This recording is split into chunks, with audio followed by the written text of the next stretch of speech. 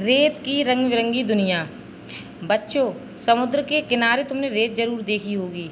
क्या तुम जानते हो कि यह रेत कैसे बनती है और इसका रंग अलग अलग क्यों होता है? आओ जानें इसकी दिलचस्प कहानी। आमतौर पर रेत समुद्री चट्टान, खनिज कण और जैव जैव जीवों के अवशेषों से बनती है, लेकिन पहाड़ों से बनने वाली रेत तब बनती है जब चट्टानें हजारों लाखों सालों में क्षरण के कारण टूट जाती हैं। इसके विघटन में काफ़ी समय लगता है, खासकर क्वार्ट्ज, सिलिका और फेल्डस्पार को। समुद्र तक पहुंचने से पहले चट्टानें धीरे धीरे नदियों और नालों में बहती हैं और रास्ते में लगातार टूटती रहती हैं। एक बार जब वे समुद्र में पहुंच जाती हैं तो लहरों और ज्वार के कारण उनका निरंतर क्षरण होता रहता है। रेत में तुम्हें जो छोटे छोटे कण दिखाई देते हैं वे बजरी से भी छोटे होते हैं।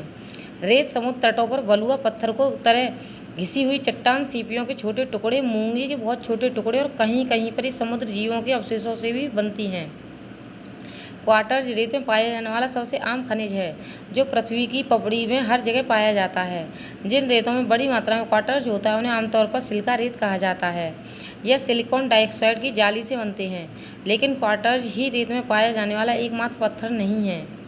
इसमें गार्नेट, टूरमलाइन, पुखराज और अन्य पत्थर भी शामिल होते हैं। क्या तुम्हें पता है कि रेत कई रंगों की होती है? रेत के रंगों की निर्भरता वहाँ पाए जाने वाले चट्टानों और सीपियों की विविधता पर होती है। न्यू मैक्सिको में व्हाइट सेट्स नेशनल पार्क में 275 वर्ग मील की रेत के टीले हैं, जो लगभग पूरी तरह से जिप्सम से बने हैं।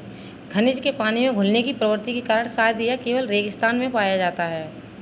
वहीं दूसरी ओर काली रेत में मैग्नेटाइट या अन्य लौह अयस्कों की मात्रा अधिक हो सकती है, जैसे कि ऑकलैंड, न्यूजीलैंड के बाहर व्हाइट टापू समुद्र तट पर हैं। रेत का काला रंग ज्वालामुखी के फटने से निकली लावा के मिलने से होता है, जैसा कि हवाई में पुनालुआ समुद्र तट पर है। इस रेत में बेसाल्ट के कण भी शामिल हैं। काले और सफ़ेद के अलावा गुलाबी रंग की रेत भी है, जो क्रेते में एल्फानिसी समुद्र तट पर लाल फोरामिनीफेरा से बनी है। सफ़ेद रेत के साथ मिश्रित होने के कारण इसका रंग गुलाबी हो गया है। पापकोलिया बीच की आकर्षक हरी रेत ओलिविन नामक खनिज से बनी है। आइसलैंड के ह्यूरी जियोथर्मल क्षेत्र में नमी के वाष्पित होने पर सल्फर के पीले कण पीछे रह जाते हैं। सऊदी अरब में अल दहना रेगिस्तान की रेत में आयरन ऑक्साइड है, जिसके कारण इसका रंग लाल है, जबकि नामीबिया में खनन की वजह से निकले सोडालाइट खनिज के रेत में मिल जाने की वजह से वहाँ की रेत का रंग नीला हो जाता है। धन्यवाद।